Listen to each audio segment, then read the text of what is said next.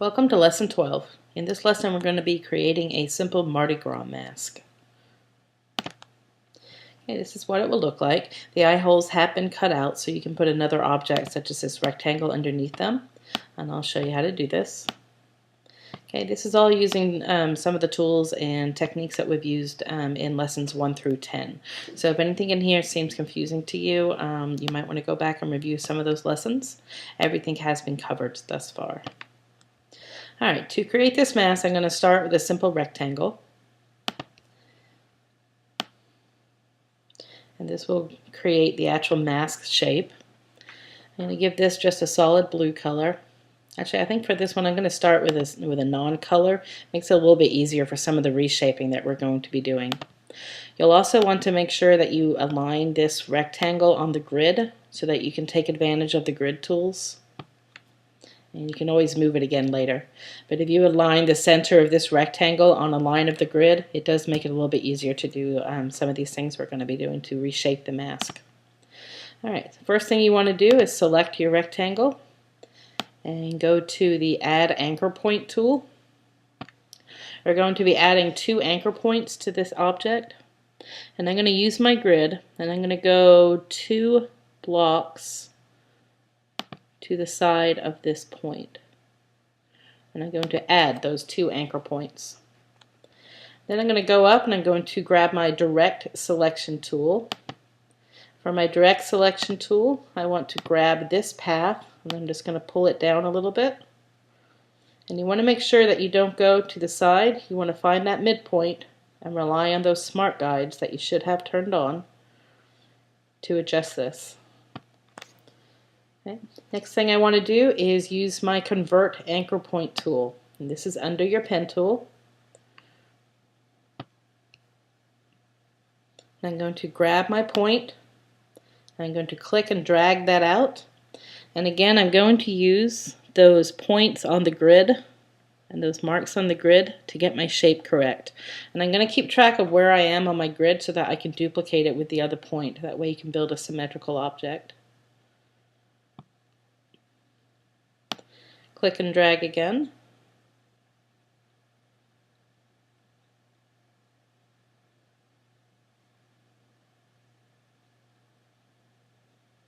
Get precision. Alright. Okay, next thing I want to do is to go and convert these bottom points. Click and drag. And again, you want to make sure that it's not twisted like that. You want to actually untwist that. And again, I'm going to use those marks on my grid so that I can get my points correct and symmetrical. I'm going to duplicate that on this side. Again, twist it. I'm going to untwist it.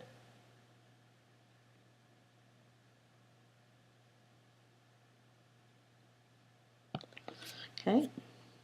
Next thing I want to do is to use my Reshape tool. Remember, using the Reshape tool requires that you start with the Direct Selection tool. So I'm going to start with Direct Selection. I'm going to select the background first so that nothing is selected.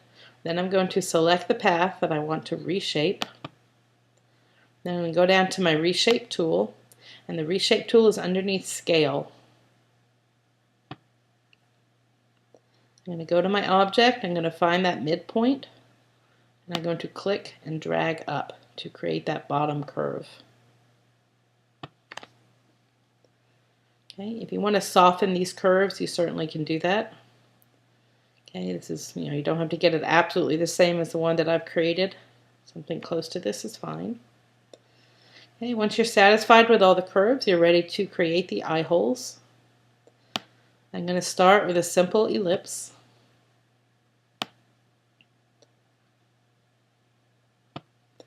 And I'm going to use my Direct Selection tool to reshape this a little bit.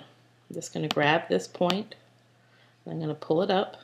I'm going to use my Regular Selection tool, and I'm going to rotate this just a little bit.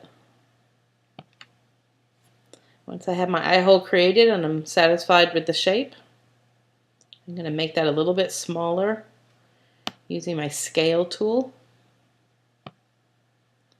Double click on Scale. About 85% of the original is probably about right. It's a little bit better. And I'm going to use my reflect tool to make an identical reflection for the other eye hole. That way they're the same shape, same size, same angle. Okay, so I have this one selected with my regular selection tool. I'm going to go to my reflect tool and double click. Okay, and this is a vertical reflection. You have other options, but the one that we need is a vertical reflection. And I'm going to copy this, and when I hit copy it will retain the original eye hole and it will create a second one. And so now I have two. Use my regular selection tool. I'm going to pull that across. And I'm going to select both of these objects and use my Align palette. And if you don't have Align open, remember you can get it under Window and Align.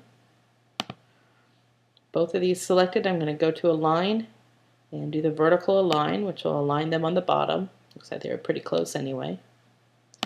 May also separate them just a little bit. I'm going to use my arrow key to move that. Okay. Once you're satisfied with your two eye holes, you can pick those both up. You can drag them on top of your mask. I think I'm going to still make those a little bit smaller. They're a little bit too large.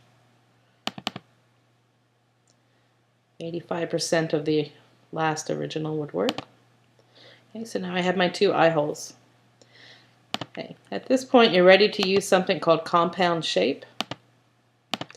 And there's a few different ways that you can do this next part, which is basically cutting this shape through the solid. One of them is compound shape, and there's also tools on Pathfinder which can help you. Okay, for this one I'm going to use compound shape. Okay, before I do that, I'm going to take my mask shape and I'm going to give it a color, just because it's a little bit easier to work with. And I'm going to go ahead and put a gradient on this. I'm going to use a radial gradient. And you can adjust the color. Remember, if you want to pull another color into the gradient, you can. You can adjust the way the gradient looks, whatever you wish. I'm going to stick with the default setting at the moment. Alright, to do compound shape, I'm going to select my mask, and I'm going to select one of the eye holes. I'm going to use my Shift key to select that second object. I'm going to go to Object, Compound Path, and Make. And it will cut that eye hole out of your object. Okay. Then I'm going to go to my other eye hole and my mask.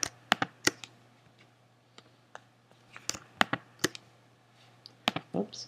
Okay, if you get to the point where you can't select these, you need to make sure that everything is ordered correctly.